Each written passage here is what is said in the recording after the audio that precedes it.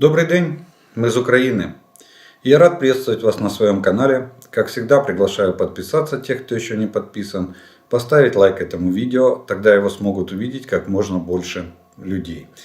Ну а мы с вами начинаем очередное видео по оперативной обстановке за прошедшие сутки. И сегодня у нас на календаре 28 января и киевское время 19 часов. Итак, за прошедшие сутки ситуация сложилась следующим образом. Российские оккупанты нанесли 10 ракетных ударов, один из них по гражданской инфраструктуре города Запорожье, 26 авиационных ударов и произвели 81 огневой налет реактивными системами залпового огня, в частности по гражданским объектам в городе Очакове. Есть раненые и погибшие среди мирного населения, что очень прискорбно, к сожалению. Угроза авиационных и ракетных ударов остается по всей Украине. Противник продолжает вести наступательные действия на Бахмутском, Авдеевском, Новопавловском направлениях, на Купянском, Лиманском, Запорожском и Херсонском направлениях противник обороняется. За минувшие сутки подразделения сил обороны отразили атаки оккупантов в районах населенных пунктов Белогоровка Луганской области, Раздолевка, Красная Гора, Бахмут, Иванковская, Дружба, Водяная, Марьинка, Угледар Донецкой области. То есть горячие точки остаются у нас без изменений. На Волынском, Полесском, Северском и Слобожанском направлениях обстановка без существенных изменений. Наступательных группировок противника не обнаружено. На Северском направлении обстреляны из минометов районы населенных пунктов в Черниговской и в Сумской области. На Слобожанском направлении не прекращаются обстрелы населенных пунктов вдоль государственной границы Украино-российской, в населенных пунктах Харьковской области. На Купянском и Лиманском направлениях противник оказал огневое влияние по районам более чем 25 населенных пунктов. В остальном ситуация немножко успокоилась, активность немного поутихла боевых действий и идут обмены артиллерийскими ударами и позиционные бои. На Бахмутском направлении ситуация по Красной Горе и в Благодатном остается крайне тяжелая, напряженная. Но пока окончательно сказать, на чьей стороне перевес, невозможно. Противник остановлен, продвижений за минувшие сутки нет. Но и ситуация немножко поутихла. То есть интенсивность боевых действий немного спала. Оккупанты пытаются подойти к Николаевке и Васюковке. Имеют частичный успех. Вот здесь, на Бахмутском направлении, они немножко продвинулись вперед в направлении Николаевки и Васюковки. Противник продолжает штурмовать Сака и Ванцеты. Но успеха на данный момент не имеет. Все атаки или попытки штурма этих населенных пунктов оказались для противника безуспешными. Продолжаются бои между Иванковской и Ступочки. Вот такая обстановка на Бахмутском направлении. На Авдеевском направлении все без изменений, и враг утих во многих местах. То есть на Авдеевском направлении на сегодня, за прошедшие сутки, наблюдаем снижение боевой активности со стороны противника. На Новопавловском направлении, в районе Угледара, оккупанты ценой больших потерь в личном составе пытаются продвинуться в районе верхних и нижних дач. Ситуация очень сложная, но контролируемая. Вооруженные силы Украины прилагают максимум усилий для сдерживания противника. На Запорожском направлении позиционные бои. Никто никаких наступательных действий никуда не предпринимал. Обмен огневыми ударами артиллерии. В общей сложности более 30 населенных пунктов на Запорожском направлении подверглись огневому воздействию со стороны артиллерии Российской Федерации. На Херсонском направлении обстрелы из реактивных систем залпового огня, ствольной артиллерии и минометов подверглись районы населенных пунктов практически вдоль всего правого берега Днепра, на всю глубину досягаемости артиллерии российских войск. Наша артиллерия пытается вести контрбатарейную борьбу и подавлять огневые точки артиллерии противника. Настолько, насколько на сегодняшний день есть такая возможность.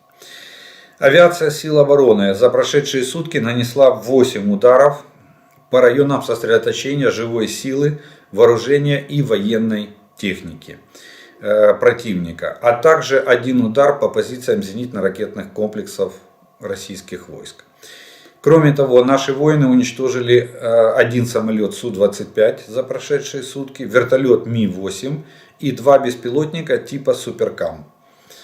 Подразделения ракетных войск и артиллерии сил обороны Украины за сутки поразили 2 пункта управления войсками, 2 позиции ПВО противника и 5 районов сосредоточения живой силы и техники противника.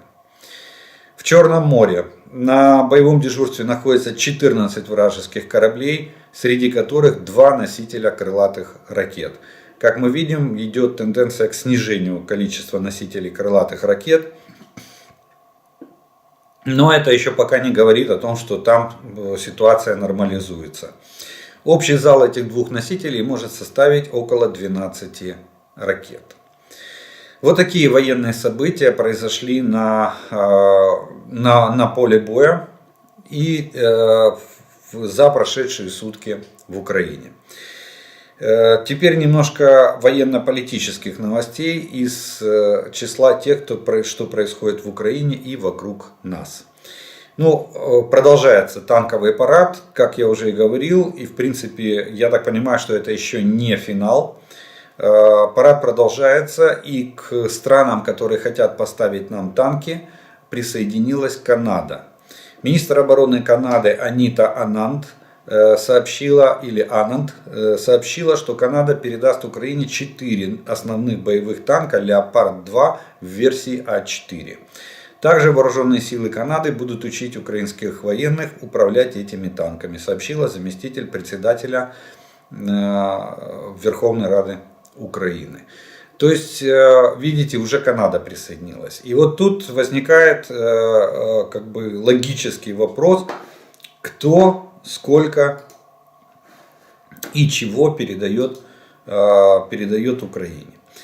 И на сегодняшний день ситуация, я решил просто сделать такой сводный анализ и просто ознакомить. На сегодняшний день идет от более чем 300 танков. Это обещанная передача. Это те, которые часть из них мы уже получаем гарантированно, часть из них еще страны не определились с количеством. Так вот, количество танков примерно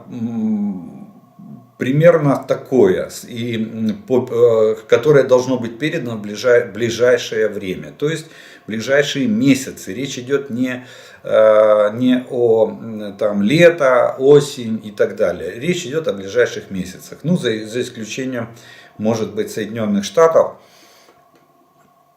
И то там были заявления, что в течение нескольких месяцев они готовы обучить наши экипажи и передать нам танки, которые были обещаны. Первое место я по количеству тоже назову и в порядке убывания. Итак, Чехия 90 танков Т-72, Польша 60 танков РТ-91 Тварды. РТ я читаю в русской транскрипции. Я понимаю, что надо читать в латинской транскрипции, правильно было бы сказать. Я читаю на русскую транскрипцию, поэтому не ругайте меня в комментариях. Я прекрасно знаю, что это танк PT-91. 60 машин. Далее, Польша еще дополнительно Леопард-2, 14 машин. Соединенные Штаты Америки, танки Абрамс М1, 31 боевая машина. Марокко. Танки Т-72 модернизированные, 30 машин, причем модернизация под сегодняшний день. Великобритания, Челленджер 2, 14 машин. Германия, Леопард 2, 14 машин, причем версия А6.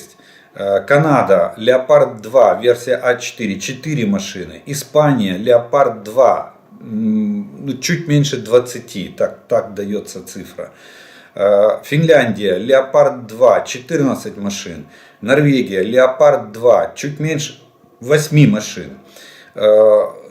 Окончательно еще, это вероятное количество, окончательной цифры еще нету. Португалия, Леопард 2, 4 машины. Франция, AMX 10RX. Это, его называют колесный танк. Кстати, я вчера ошибся, он не 155, я оговорился, он 105 мм, пушка у него 105 мм. Вот. Так вот, их заявлено было 30, но на сегодняшний день окончательная цифра неизвестна. И Франция планирует нам передать танки Леклерк, это французские танки, тоже количество на сегодняшний день неизвестно. Мы ждем решения от правительства Франции или от заявления от Эммануэля Макрона. Нидерланды, Леопард 2, 18 машин. Швеция, Леопард 2, количество неопределенное пока. И Стритсваген 122, тоже пока количество не определено. В разных источниках была разная информация, там говорили от 4 до 12 танков. Стритсваген это шведский вариант, это лицензионная копия Леопарда 2 в версии А5. Но он на сегодняшний день, я смотрел его характеристики и скажу так, что шведский Стритсваген 122, он на уровне где-то Леопарда в версии А7. Он очень хорошо нашпигован электроникой, он хорошо модернизирован, прокачан, будем, как говорят, модное слово, тачка на прокачку. Так вот, этот танк версии Леопард 2 в шведском исполнении, он прокачан под завязку по последнему слову танкостроения. Ну и Дания. Леопард 2 передает, число называлось 18 машин. Но пока окончательно правительство Дании не назвало количество этих танков. Почему? Потому что их надо выкупить. Они находятся, я так понимаю, в лизинге. И их надо выкупить у Германии, и только потом уже передать их Украине. И все вместе, если это сложить, это уже больше 300 танков. Это те цифры, которые определились с количеством. Ну и те, которые не определились, могут это число еще больше увеличить. Так что вот такая вот ситуация с поставкой нам танков в ближайшие месяцы. Я думаю, что это будет максимум растянется до конца апреля. И все эти танки будут в Украине. Но тут встает второй логичный вопрос. Вопрос, какими же танками воюем мы сегодня? Что есть в Украине на сегодняшний день? Кстати, до сегодняшнего дня западных образцов танков не поступало. Так вот, количество на сегодня в боевом составе вооруженных сил, естественно, цифра является секретная, я вам ее не назову, потому как военная тайна, я ей не обладаю, я ее не знаю. Но на сегодняшний день картина, конечно, не совсем, я бы сказал, хорошая в том плане, что, смотрите, я вам называю модификации танков, которые есть в боевом составе вооруженных сил Украины, которые сегодня воюют на поле боя. Начнем. Т-55, это Словения передала нам 30 машин, воюет, модернизированные, но все равно 55-ка. Т-62, две разновидности, М и чистая 62-ка. Т-64, 7 разновидностей, 7, но в составе вооруженных сил Украины.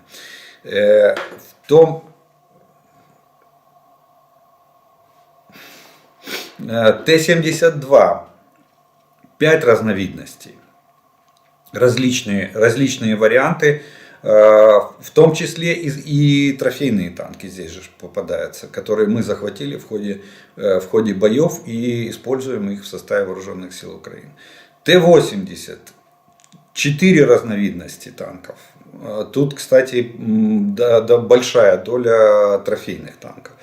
Т-84 и Т-90 3 разновидности танков. Ну, кстати, наверное, даже, кстати, танк Т-90М «Прорыв» это самая последняя версия, это экспортный вариант, и та у нас уже воюет в составе вооруженных сил Украины. Есть несколько машин, которые захвачены в прекрасном состоянии, их подремонтировали чуть-чуть, подкрасили, и они стали в строй вооруженных сил Украины. Да, и еще один танк, ну это я бы уже его не отнес к разновидности Т-64, потому это боевая машина «Оплот». База 64-ки, будем так говорить. А в принципе танк, там полностью начинка вся новая, современная. Теперь смотрите, заявленная передача танков. Что нам передадут? Это вот я вам по количественному составу сказал, теперь говорю по маркам. Абрамсы М1А2, это довольно хорошая последняя модификация. Кстати, нам их обещают сдать с завода новыми. Челленджер 2, Леопард 2 версии А4, Леопард 2 версии А6 и РТ-91 Тварды. Это польская версия Т-72. Ну, PT, PT, если в латинской транскрипции. Далее еще могут быть переданы нам танки, которые западного производства. Это из пока что не объявленных по количеству, но уже заявленных в желании передать нам эти танки. Это шведский вот этот Stradwagen 122, это лицензионная копия Леопарда 2 версия А5. Леопард 2 в версии А5 тоже нам готовы передавать. Кстати, Германия может дополнительно дать. Франция Леклерки готовит к передаче, пока не знаем сколько. Великобритания может дать нам танки Челленджер 1. Также нам может завод-производитель танков Леопард может нам передать целую партию, там звучали даже цифры до 180 машин, могут передать Леопард 1. И Италия, кстати, присоединилась, я вчера вам говорил об этом. Нет, вчера была Испания, наверное, вчера Италия вечером только появилось сообщение о том, что Италия готова Ариетте, свои итальянские танки тоже передать Украине. Они сейчас определяются. Кстати, вчера итальянский парламент проголосовал окончательно и утвердил завершил все процедуры по утверждению военной помощи Украине до конца 2023 года, включая и вооружение. Так что вполне возможно, что мы еще увидим, ну, во-первых, услышим в ближайшее время и увидим у себя на полях сражения Ариетте, итальянские танки. Вот такой вот пирог, я бы так сказал, танковый пирог, многослойник. Вот, у нас есть сегодня из советских танков, я вам перечислил. И такой же примерно пирог будет присоединяться к вооруженным силам или вливаться в строй вооруженных сил Украины в ближайшие недели и месяцы. Ну, возможно, это на данный момент, наверное, это самый большой в мире разброс танков или сборник танков, я вот так сказал. Можно проводить прямо выставку. Уже тут, наверное, мало стран, которые не отметились еще со своими танками. Сюда еще Меркаву надо добавить, израильскую, сюда еще Алтау надо добавить, турецкую. И, наверное, у нас будет, кто-то у нас еще есть свои танки, где-то посмотреть в Латинской Америке. И у нас, наверное, будет полный набор со всего мира танков. Самая большая коллекция. Вот такая вот ситуация по танкам сложилась на сегодняшний день в вооруженных силах Украины. Далее, следующая новость. У нас появляется новый, пока что это не род войск. Это, я бы так сказал, разновидность подразделений, которая, кстати, может стать в ближайшем будущем, может стать родом войск. И о чем идет речь? Главнокомандующий Вооруженных сил Украины генерал Залужный принял было заседание Ставки Верховного Главнокомандующего, и он утвердил создание ударных рот беспилотных летательных аппаратов. То есть в составе Вооруженных сил Украины появляются отдельные роты, которые будут оснащены БПЛА и различного вида, различного характера, и будут наравне с огневыми или другими подразделениями будут принимать участие в боевых действиях Вооруженных сил обороны Украины. Вооруженных сил Украины. Тут задействованы несколько министерств: Министерство обороны, Генеральный штаб, Госпецсвязь. И в рамках проекта, проект называется «Армия дронов», создан координационный штаб с ключевыми министерствами и службами для полноценной реализации проекта. Это необходимо, чтобы воплотить ряд ключевых реформ и масштабировать производство БПЛА, чтобы обеспечить ими силы обороны Украины. Но уже прошел отбор военнослужащих. В эти роты уже формируются, люди у них есть, дроны уже первые появились. Некоторые приступили, роты будут иметь дроны и боеприпасы к ним, а также будут иметь отдельные каналы спутниковой связи. То есть они будут работать абсолютно автономно, вне всех систем. Вклиниться туда и помешать будет практически невозможно. Так вот, Министерство обороны активно принялось за выполнение этого проекта «Армия дронов». И на сегодняшний день 16 государственных контрактов уже подписано с украинскими производителями беспилотных летательных аппаратов. Министерство обороны Украины в 2023 году увеличит закупки БПЛА для вооруженных сил Украины. Учитывая потребности и запросы украинской армии, в 2023 году на этот сегмент должно быть направлено около 20 миллиардов гривен. Так что об этом шла речь тоже на совещаниях представителей Министерства обороны, Генерального штаба и ответственных разработчиков и производителей БПЛА. Так что наполнение этих рот беспилотниками уже возведено в ранг государственной программы. Это все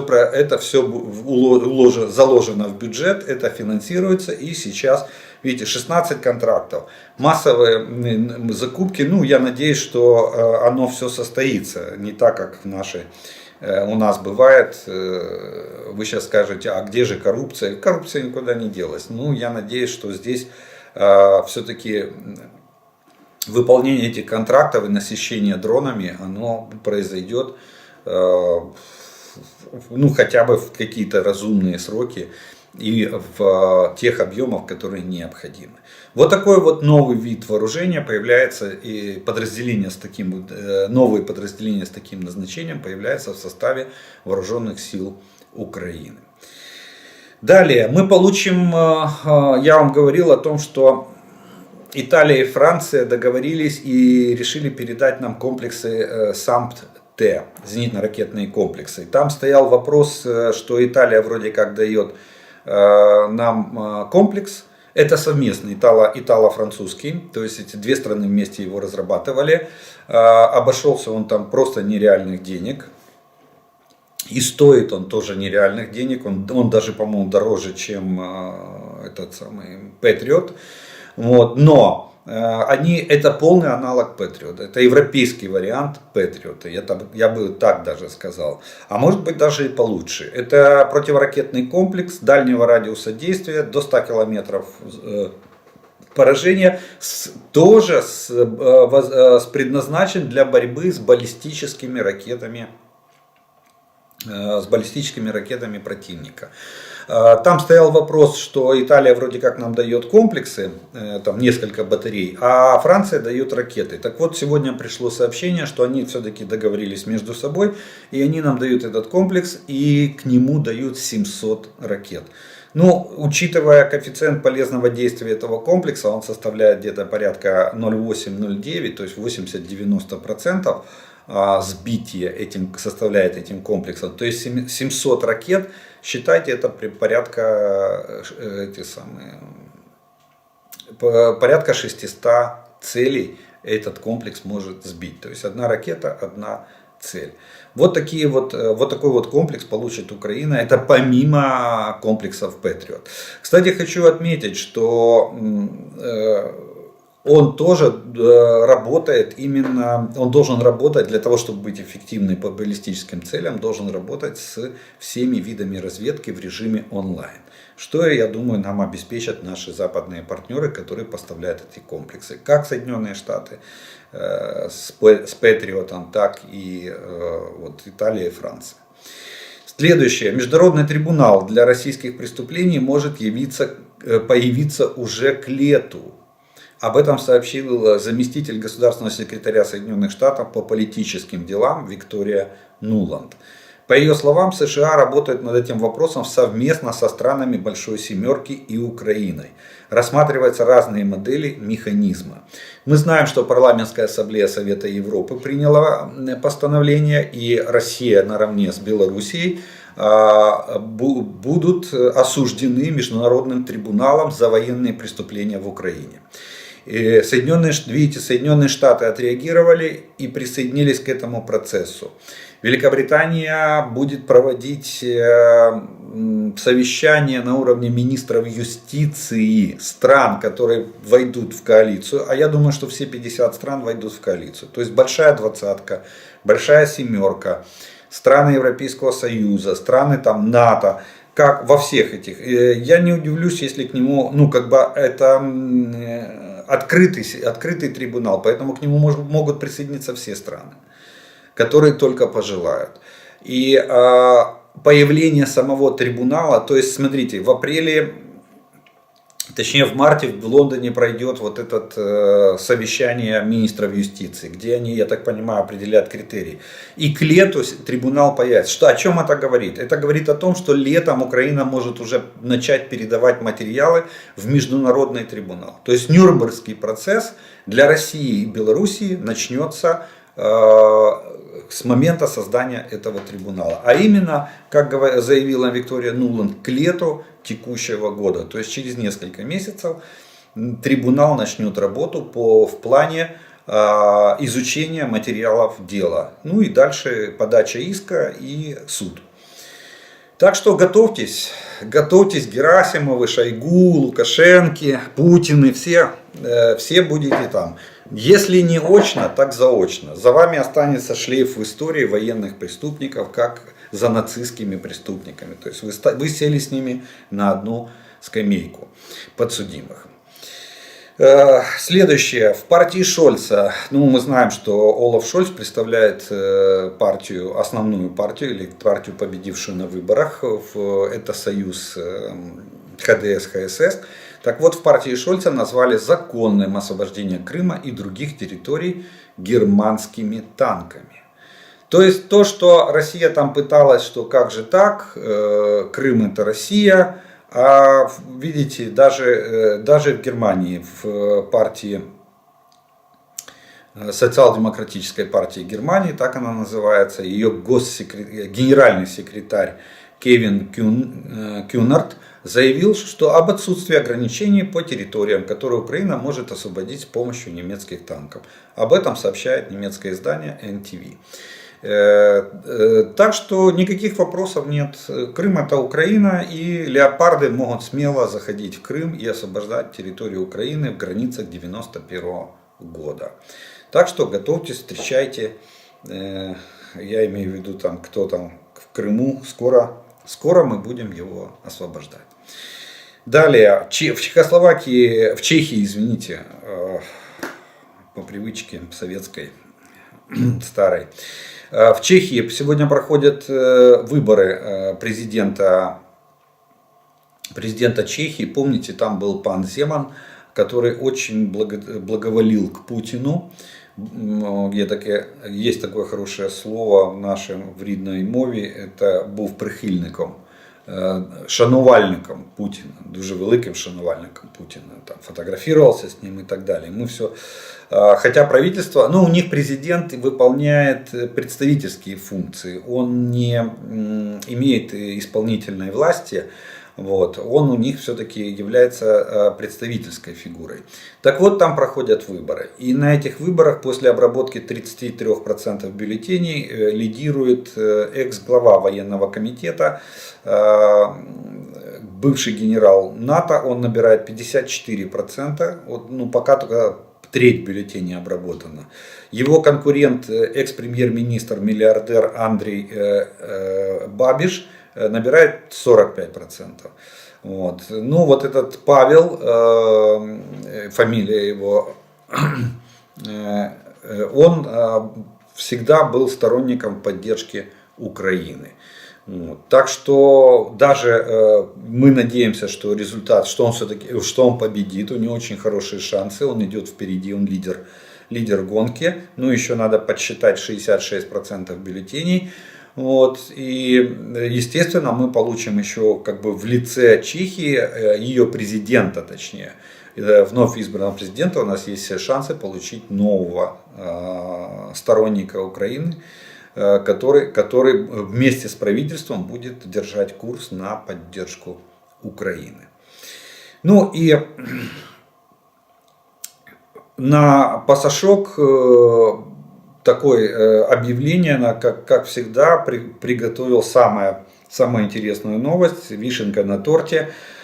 Украина ждет от партнеров 24 современных истребителя. Об этом сообщает издание «Эль Парис». Спикер командования воздушных сил Украины Юрий Игнат подчеркнул, что приоритетом для Украины являются американские истребители F-16. Однако также рассматриваются французские боевые самолеты «Рафаэль» или шведский «Гриппен». Ну, в любом случае, видите, уже засветилась цифра, что мы ожидаем порядка 24 боевых машин западного образца. Это помимо словацких МиГов и помимо, возможно, польских МиГов, которые стоят в ожидании передачи их вооруженным силам или воздушным силам вооруженных сил Украины. Вот такие вот новости на сегодняшний день, военные и военно-политические, сложились в Украине и вокруг нее. На этом первый раздел нашего видео мы заканчиваем. Я по традиции делаю паузу. У вас есть время подписаться на мой канал, кто еще не подписан, поставить лайк этому видео, если оно вам нравится. Тогда его смогут увидеть как можно больше людей. И через некоторое время мы с вами продолжим.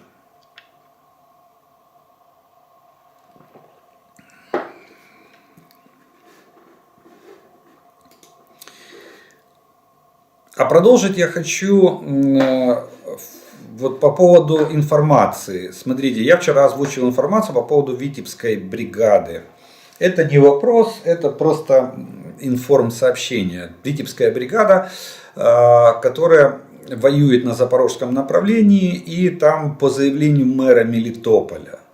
Я же не с потолка взял информацию. Во многих телеграм-каналах была его информация о том, что там есть белорусы. И, кстати, скажу так, что белорусы есть, независимо в Витебской бригаде или нет, но не военнослужащие белорусской армии. Нет, они есть наемники из Беларуси, люди, которые подписывают контракт с частными военными компаниями и едут воевать на стороне Российской Федерации. Наша разведка это отмечала, еще летом мы это отмечали. И летом даже была цифра о том, что порядка 13 тысяч белорусов подписали контракты с различными компаниями частными, в основном с Вагнером, для участия в боевых действиях в Украине, против Украины. Но вот люди подсказали, спасибо зрителям огромное, написали, смотрите, 38-я отдельная гвардейская мотострелковая, Витебская, ордена Ленина, краснознаменная, ордена Суворова бригада, это вооруженные силы Российской Федерации, Амурская область. Она дислоцируется. Поэтому там видели вот эти шевроны этой Витебской бригады. Вот. Так что и еще одна справочка сюда же вдогонку. Это что тоже далее об этом пишет телеграм-канал Insider.ua. Они написали, что значит так, по поводу белорусов под Мелитополем. Есть большая вероятность того, что местные, о которых говорит мэр Федоров, могли заметить шевроны Витебской бригады, которая по факту является не подразделением вооруженных сил Беларуси, а подразделением войск Российской Федерации, которая базируется в Амурской области. Ну, то есть, вот вам, пожалуйста, два источника, поэтому я надеюсь, мы нашли понимание, что Витебская бригада не имеет отношения к белорусским вооруженным силам, а это вооруженные силы России, Восточный военный округ, Амурская область. Вот я надеюсь, на этом мы исчерпали. Но то, что я сказал, что белорусы нанимаются, подписывают контракты в качестве наемников, этот факт неоспорим. И летом даже звучали цифры. Я им в открытом информпространстве Украины цифры я их вам назвал. Ну что ж, ну а дальше мы приступаем к ответам на вопросы. И первым вопросом сегодняшнего дня будет следующий. Пожалуйста, какая из реактивных систем залпового огня самая опасная в Российской Федерации? Град, Ураган, Смерч, Санцепек или ваш вариант? Моего варианта уже не осталось, потому что вы перечислили практически все РСЗО, которые есть у Российской Федерации. Ну, кстати, Санцепек, Буратино, Санцепек, Тосочка, это же вот три разновидности. Примерно одного и того же. Это тактическое огневое, тяжелое огневое средство. Вот. Я бы, наверное, его и оставил на первом месте по опасности. Почему? Потому что это средство, оно хоть обладает самой малой дальностью, там, от 6 до 10 километров. ТОС-2 или ТОСочка, она у них не пошла еще в серию, и если они и есть в металле, то они в единичных экземплярах. Вот она 15 километров должна стрелять, а остальные там Санцепек, по-моему, до 10 и Буратино до 6 километров. Кстати, Буратино мы практически не встречаем тоже на просторах Украины, а вот Санцепек иногда попадается. В чем его особенность? Его особенность в том, что эта система применяет термобарические боеприпасы, то есть объемного взрыва. И укрыться от этих боеприпасов, эффективность этого оружия, будем так говорить, она самая высокая среди всех перечисленных.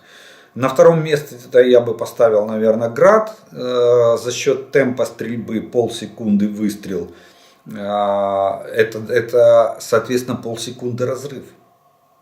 С таким темпом внезапно на огневую позицию обрушили, на район сосредоточения обрушивается, там, допустим, залп одной установки Град, это 40 снарядов, 20 секунд. За 20 секунд 40 снарядов рвется примерно там на небольшом участке территории. Это очень мощно.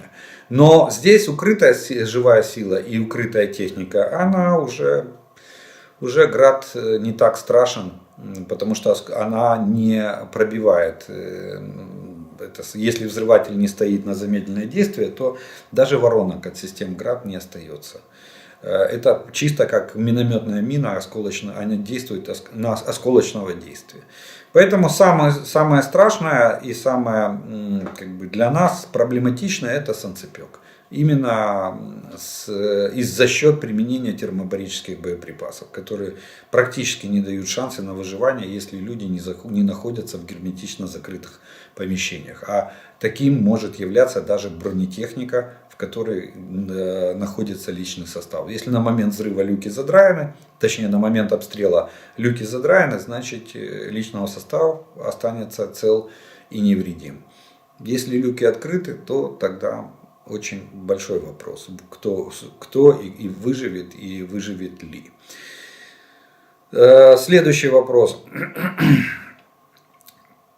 Смогут ли 320 обещанных нам танков помочь освободить нам юг и выйти на границы 23 февраля? И сколько нужно танков, чтобы выйти на границы 91 года? Остановитесь, как говорил Янукович из Ростова, или когда он, в одной из своих интервью во времена Майдана. Остановитесь. Дай бог, чтобы эти 320 танков помогли нам в оборонительной операции. Сейчас сроки сдвигаются, и, скорее всего, массированное наступление может начаться уже весной. Вряд ли Россия будет готова там. Сейчас они атакуют, сейчас они наступают, но наращивание темпов идет очень медленно. Видите, они сейчас сбавили темп. Поэтому уже там Институт изучения войны говорит о том, что до 6 месяцев может продлиться вот эта наступательная операция, что Путин готов еще растягивать войну на полгода как минимум. Поэтому дай бог, чтобы эти 320 танков, обещанных нам, во-первых, пришли вовремя. Они пришли, как сказал в одном из своих интервью Владимир Зеленский, наш президент, что если они придут в августе, то они уже ничем не помогут нам. Это будет уже очень поздно. Вот, чтобы они пришли и помогли. Нас главная задача сейчас провести оборонную операцию, нанести максимальные потери российским войскам. Вот, если мы это сделаем, эту задачу выполним, тогда мы с вами начнем говорить о контрнаступлении. И тогда будем гадать, мы будем с вами гадать, выбирать направление, а в генеральном штабе там четко высчитают, определятся и будут ждать подходящего момента, чтобы это контрнаступление провести. Поэтому эти 320 танков, дай бог, чтобы помогли нам успешно провести наступательную операцию. Вы не забывайте, что половина из этих танков это танки советского образца. Это в основном Т-72, модернизированные в различных версиях, более-менее к сегодняшнему дню. И, кстати, 72-ки идут в первую очередь. Их не надо экипажи переучивать, мы просто их сразу ставим в строй. Так что они уже в феврале месяц, я надеюсь, эти 72-ки уже будут в боевом составе вооруженных сил и будут выполнять боевые задачи на линии фронта. Поэтому с контрнаступлением подождите. Дайте генеральному штабу провести оборонительную операцию і максимально разгромить врага. В мене питання стосовно танків. Ми усі на початку війни сміялися, що росіяни наступають декількома модифікаціями танків. А це означає, що потрібно і відповідну кількість ремонтокомплектів возити по всьому фронту. У зв'язку з таким широкою номенклатурою танків, які нам передають, чи не створить проблеми з їх обслуговуванням, експлуатацією та ремонтом? Дякую за відповідь. Да, действительно, я должен подтвердить, что помню, как мы говорили, что в одном батальоне могло быть 3 роты с разными танками. И мы говорили, ой, как у них сложно с логистикой. Но, судя по той картине, которая сложилась сегодня в силах обороны Украины, я вам ее в разделе «Военно-политическая обстановка» я вам рассказал, но для нас это, я так понимаю, не такая уже большая проблема. А это зло не столь большой руки. Лишь стоит завести очки, как в басне Крылова было сказано. Так вот, мы же справляемся с артиллерией. Вы посмотрите на артиллерию. У нас артиллерия все то же самое, что с танками. К сожалению, мы не можем выбирать. На все, что нам дают, мы все берем. Но у нас вот по артиллерии, у нас есть, начиная там, кто у нас там первый? Первые у нас пришли 3 топора, да, М777. Потом у нас пришли Цезари, потом пришли Зюзанна, потом пришла Данна, потом пришла Зюзанна-2, потом пришли у нас, кто у нас был? FH-70 итальянские, потом пришли, что еще не сказал, крабы польские, потом пришли Панцергаубица 2000, потом пришли Л-100, Эльки 119, 105 миллиметровые. Сейчас к нам приходят АС-90. Сейчас нам приходит М109, но это не паладины, это там одна из версий М109. То есть, и все нормально. И стволы мы меняем, и орудия ремонтируем. Так что никаких проблем нету.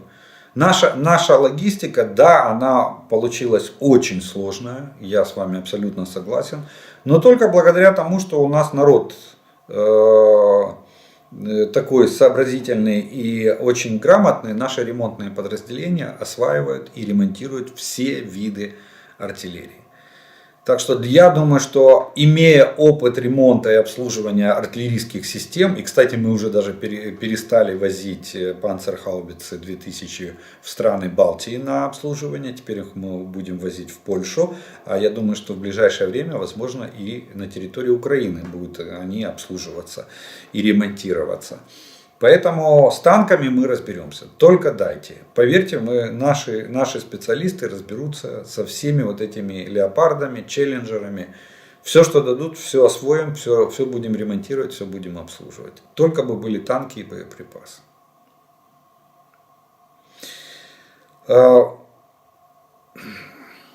Это правда, что у наших вооруженных сил появились такие приспособы, антидроны, которые умеют на ходу посадить тот же беспилотник «Шахед». Интересно, а можно ли потом переделать схему и маршрут и пустить этот же «Шахед» в сторону Москвы? Конечно, можно.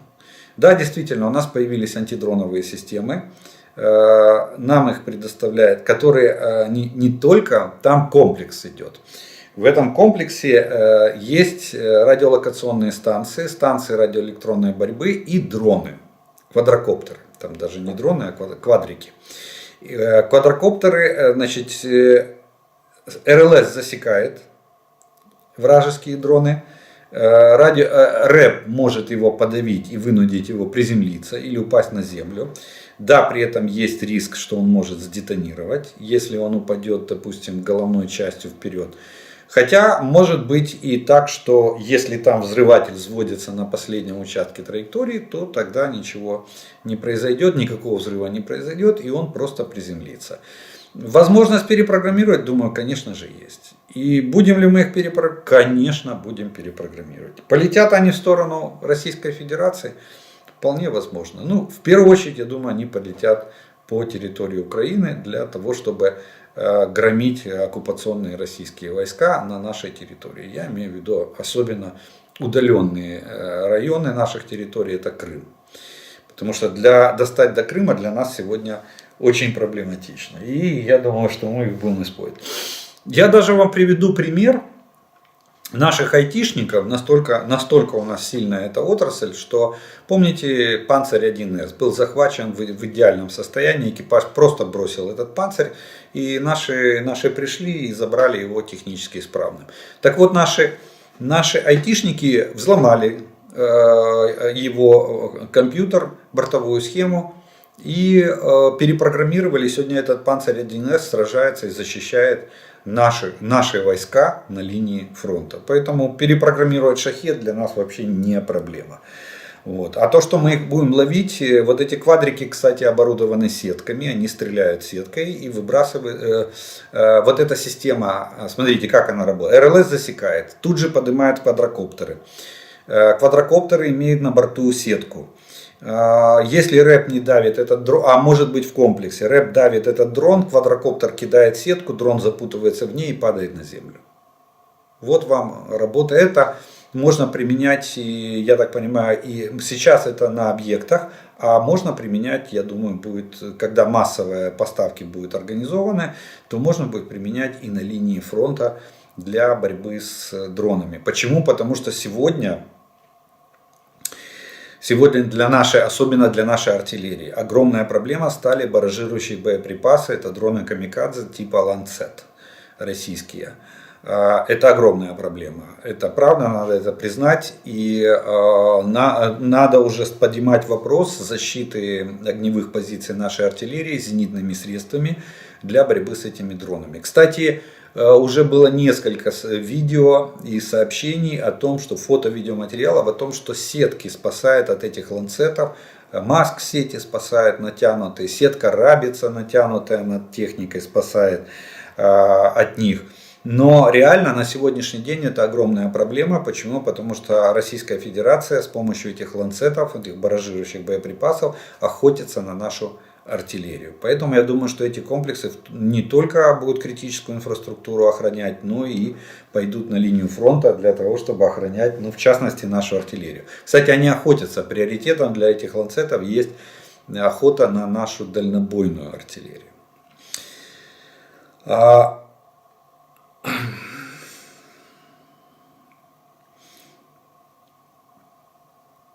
Так, следующий вопрос. Здравствуйте, расскажите, что такое урановая головка в снарядах и почему ее так боится Российская Федерация, называя грязной бомбой. Ну, смотрите, это там наконечники из объединенного урана и есть стержни. Или сам вот этот подкалиберный боеприпас, он представляет собой небольшого диаметра стальной стержень, там где-то в районе, по-моему, 50 миллиметров его диаметр. Вот. И он изготавливается, либо его наконечник, либо он сам изготавливается с применением объединенного урана. Он применяется как наиболее твердое вещество, там нет радиации, нету.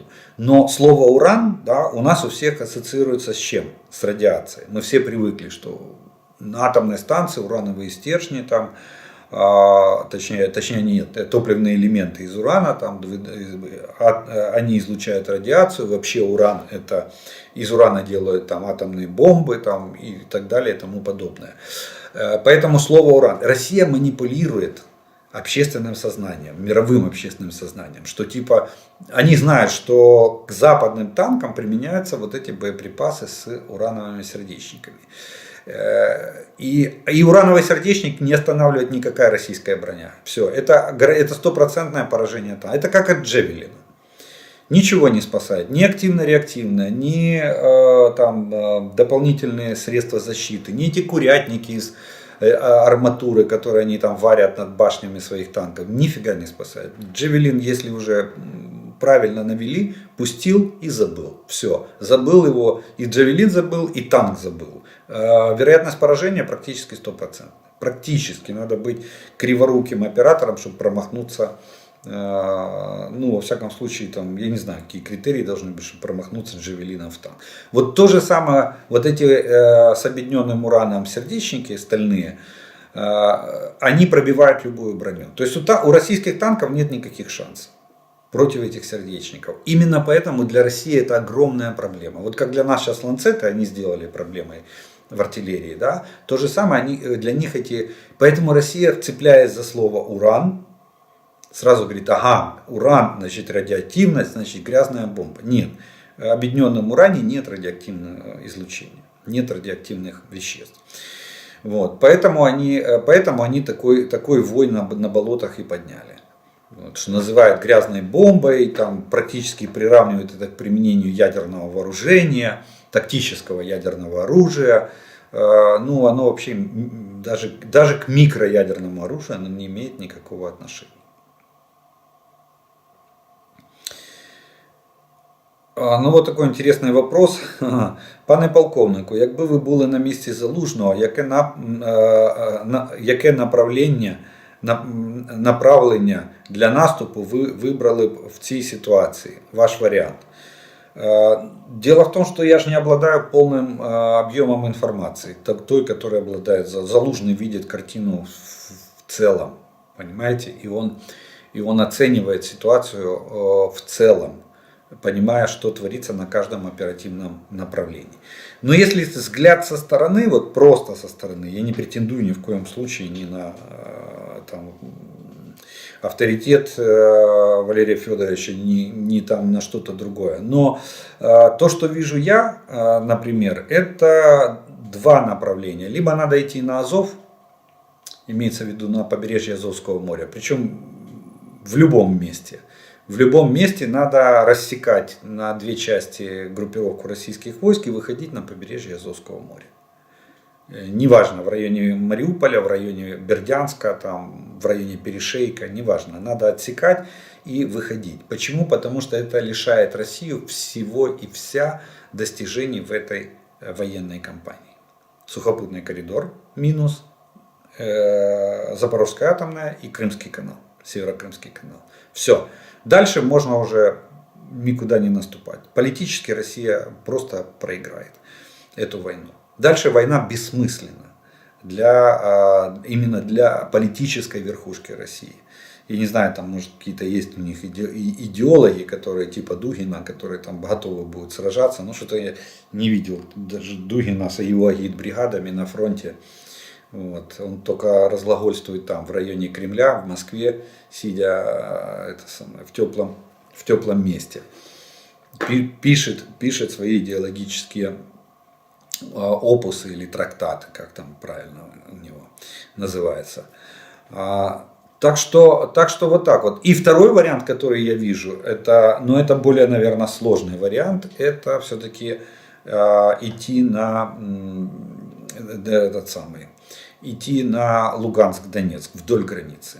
Это удар с Харьковской области вдоль границы тоже по отсечению части группировки российских войск от границы с Российской Федерацией. Вот два варианта, которые я вижу на сегодняшний день. Ну, еще раз говорю, я даже не уверен, что они сегодня реализуемые. Почему? Потому что если мы смотрим на карту Deep State, вот я всегда на нее ссылаюсь, там, кстати, есть очень классный слой. Кто еще не знает об этом, там можно включить слой, который показывает плотность российских войск на оккупированных территориях. И вы поймете, что сейчас вот этими 300 тысячами мобилизованных Российская Федерация пытается полностью заполнить оккупированные территории. Там просто столпотворение. Поэтому мы не знаем, окончательно мы не знаем, где какая плотность, какие войска сосредоточены, чем и как они оснащены, какая степень их боевой готовности. Залужный, поверьте, это все знает. Ну, во всяком случае, в большинстве своем информация у него есть от наших западных партнеров, от нашей разведки. Кстати, особенно наша разведка очень хорошо работает в плане... Помните, когда-то задавали вопрос, спрашивали там про наш спецназ, да? Я сказал, что наш спецназ гуляет по вашим тылам, так что аж там шорох наводит постоянно. Так вот, наш спецназ, вот там наша разведка, войсковая разведка, то же самое, гуляет себе там, грибочки собирает. На самом деле мы знаем полную картину перемещения колонн, техники, личного состава, их состояния, их количество, качество и так далее. Так что в этом плане объем информации довольно хороший и качественный. Плюс спутники, плюс авиационная разведка, которую ведут наши партнеры и передают нам все данные. Так что вот два варианта. Это направление Луганск-Донецк от Харьковской области. Это, кстати, вот Сватово, Старобельск, Луганск, Донецк. Вот это направление. Или с Кременной, допустим, опять же на Старобельск, Луганск, Донецк. Вот такой заход сделать с охватом. Но для этого нужна войско, нужна армия. Довольно многочисленные резервы. Ну а второй, я уже сказал, идти на Азовское море. Вот интересный такой вопрос, но он с манипуляцией. Я его сейчас зачитаю и поясню. А ловцы дронов с Марса свалились или это разработка Израиля? Несколько месяцев назад Израиль дал лицензию Польше на их производство с правом поставок Украине. Если да, то почему не сказали, сколько дерьма льется на страну меньше Одесской области? Очень благодарна Израилю. А вот вы не правы. Я вам объясню. Да, вот эти дроны, которые антидроны или антидроновые комплексы, да, действительно это разработка Израиля. Но Израиль действительно, Польша купила на рынке у Израиля лицензию. И не для Украины она ее покупала. Вот тут не надо манипулировать. Лицензия с правом продажи. То есть Польша в первую очередь покупала эти комплексы для себя с правом их продажи. Это значит, что Польша не должна спрашивать у Израиля, кому и сколько этих комплексов продавать. Польша построила завод. Польша наладила производство этих систем. И решила, что их можно продать Украине. И Украина начала получать эти системы. Не манипулируйте понятиями. Израиль, как стоял на позициях не предоставлять оружие Украины, так и стоит. И Израиль ничего не разрешал Польше передавать Украине или не передавать. Польша выкупила это право вместе с лицензией на право производства этих комплексов. Поэтому никто не льет никакой грязи. Давайте не будем на Израиль.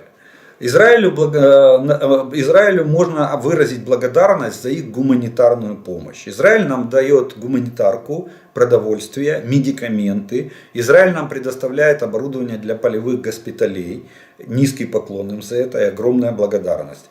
Израиль нам дает медиков, врачи без границ, под маркой этой международной организации, они помогают нам медицинским персоналом, особенно врачами. Да, в этом плане вообще никаких вопросов, только слова благодарности в адрес Израиля. Но политика Израиля не давать никакого вооружения, даже не летального. Бенни Ганц, будучи премьером, пытался пробить через Кнессет, чтобы дать нам нелетальное оружие. Даже об этом начинали разговоры. Но сейчас пришел Беньямин Нетаньяху и все. И сказал, что политика Израиля в отношении России остается такая же, мы друзья. Так же было заявлено. В вашей же прессе писалось, что он четко и ясно сформулировал позицию Израиля в отношении России. Никакого летального оружия Украина и нелетального тоже не получит. Поэтому Израиль не давал, еще раз подчеркну, никакого разрешения Польше, чтобы передавать это. Польша имеет полное право распоряжаться комплексами, выкупленными, произведенными в Польше по лицензии Израиля, имеет полное право ими распоряжаться вплоть до продажи их третьим лицам. Вот и все. Поэтому Украина их получила польского производства от Польши. И это уже польские системы. Понимаете? Да, они по лицензии Израиля, но это польские системы. Поэтому Израиль тут абсолютно ни при чем.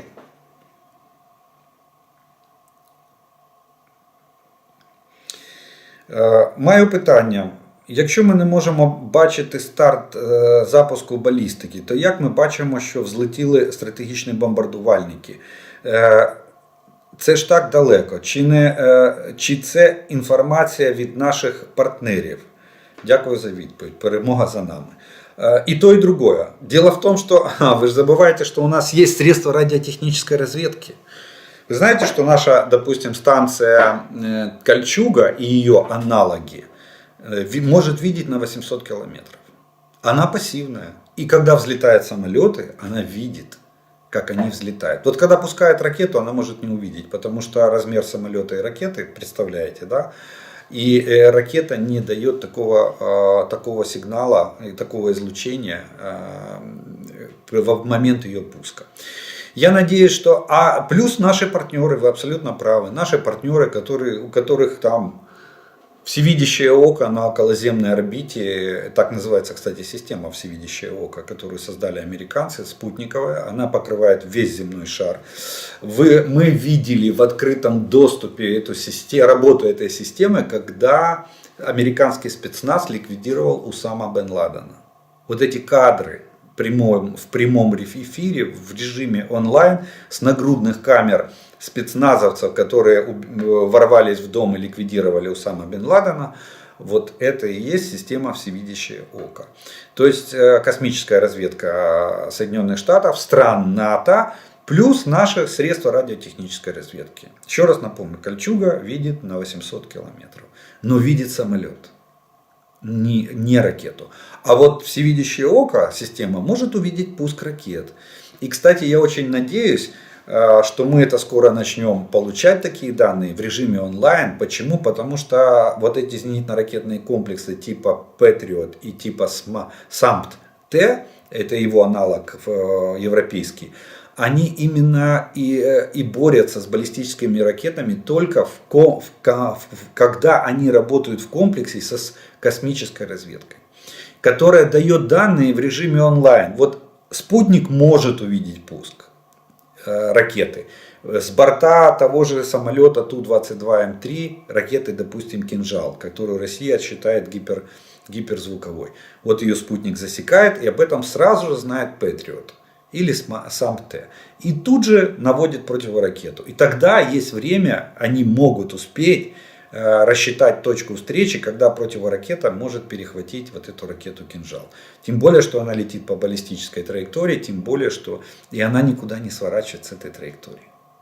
Она во время старта себя откорректировала и пошла на цель по математически просчитанной траектории, с соблюдением законов баллистики. Вот поэтому, да, поэтому я надеюсь, что скоро мы увидим. А сегодня мы можем видеть, да, мы видим, что взлетает с Мачулинщи в мочилищах взлетает МиГ-31. А, кстати, наша «Кольчуга» классифицирует воздушные цели. Это первый, наверное, аналог таких РЛС пассивного типа, который имеет возможность классификации целей. То есть они, увидев цель, могут примерно сказать, что это за цель. Самолет, ракета, и если самолет, то какой? Транспортный, боевой и так далее и тому подобное. Поэтому мы знаем, что взлетает там МиГ-31 или что-то такое ему подобное.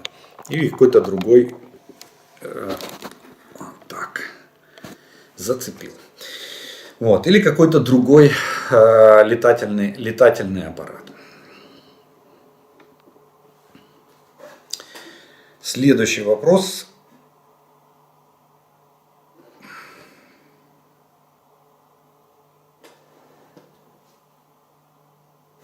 Так, я немножко сбился. Так, а у нас... ну еще один, давайте, такой небольшой вопросик, который тоже наверняка очень многих волнует. Почему? Потому что довольно необычная головная часть у ракеты встретилась. Это второй случай за всю войну, за 11 месяцев полноценных массированного вторжения российских войск в Украину. И именно что это себя представляет.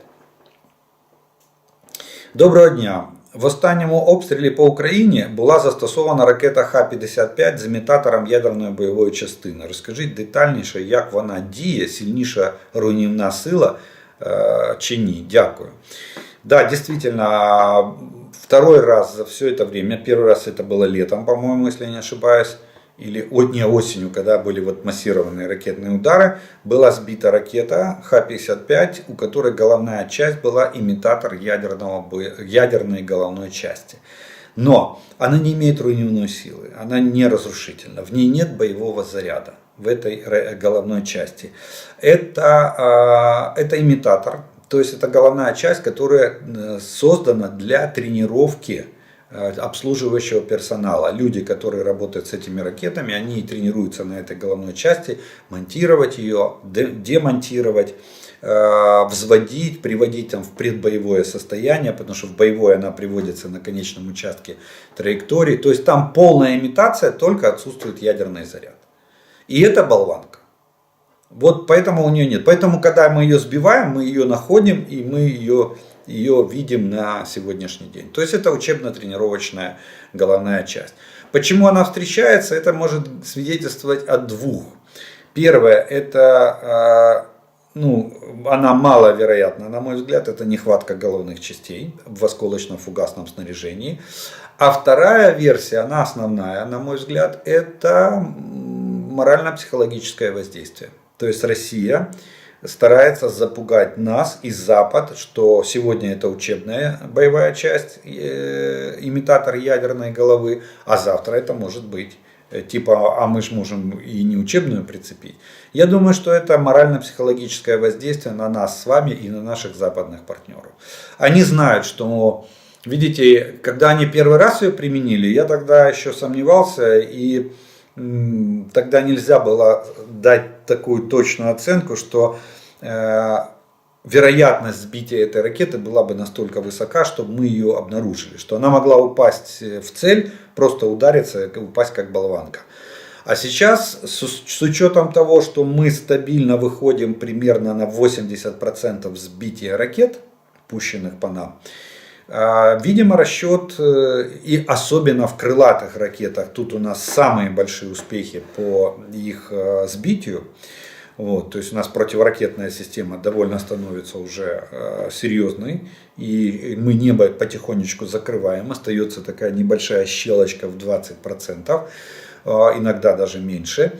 И Россия, рассчитывая на то, что мы ее все-таки собьем, эту ракету, видимо, специально монтирует эти имитаторы ядерного взрыва для того, чтобы мы увидели и все испугались. И сказали, не, мы больше не хотим, давайте мириться, давайте переговоры. Я думаю, что именно с такой целью, информационно-психологическая спецоперация. Запустить ракету с имитатором ядерной головной части. Зная, что вероятность того, что мы ее собьем, очень высокая. Соответственно, а если мы ее собьем, мы ее что? Мы ее с вами увидим. Ну, в принципе, нам не привыкать. Нас уже ничем не напугать. По-моему, мы уже прошли в этом плане огонь, как-то огонь, воду, медные трубы и волчьи зубы. Нам осталось только обороняться. У нас нет другого выхода. Обороняться и, перемалывая эту военную, милитарную, фашистскую машину российскую, готовиться к контрнаступлению, освобождению нашего государства от фашистских российских захватчиков. Ну что ж, на этом мы вторую часть вопросную тоже закончим. И у нас остается с вами третья часть. Это приветствия, комментарии и пожелания, которые вы прислали. И первым комментарием сегодняшнего дня будет следующий. Я из Соединенных Штатов. И Трамп очень не в услугу себе. Я из США, и Трамп очень не в услугу себе бросаться такими фразами. Многие люди, которые за него голосовали, включая меня, от него отворачиваются. Ни один нормальный человек не может быть безразличен и пассивным к войне в Украине. Моя семья помогает и будем помогать до полной победы Украины. Спасибо. Это относительно твиттера Трампа по поводу ядерной бомбы. Молимся, дрожим за вас, родненькое Запорожье, Київщина, перемога буде. Танки это хорошо. Помнится, Хаймерсы первый раз дали 4 штуки, а сейчас их около 50. Так и с танками будет. Главное, процесс пошел. Да, у нас был такой политик, который говорил в Советском Союзе, помните, да? Мы достигли консенсуса, процесс пошел. Ну, процесс пошел так широко, будем надеяться, что у нас тоже пойдет так широко, что мы в конечном итоге к концу этой военной кампании мы пересядем полностью на западные образцы танков и артиллерии, я надеюсь. А может быть еще и авиации, скорее всего.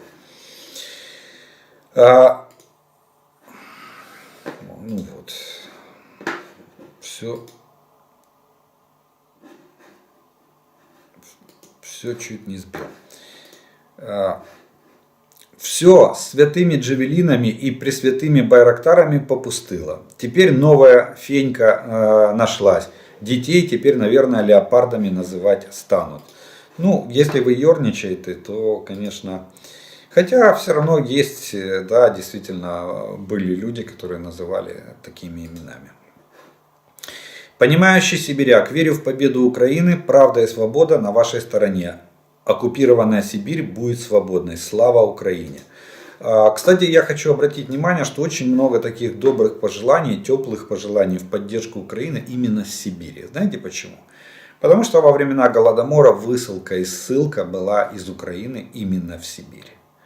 Я когда первый раз в 1984 году попал на Сахалин, летели мы через Дальний Восток, через Красноярск, Хабаровск. Вот там, особенно на Дальнем Востоке, Приморский край, Амурский край, там целые поселения, деревни, которые разговаривают на украинском языке.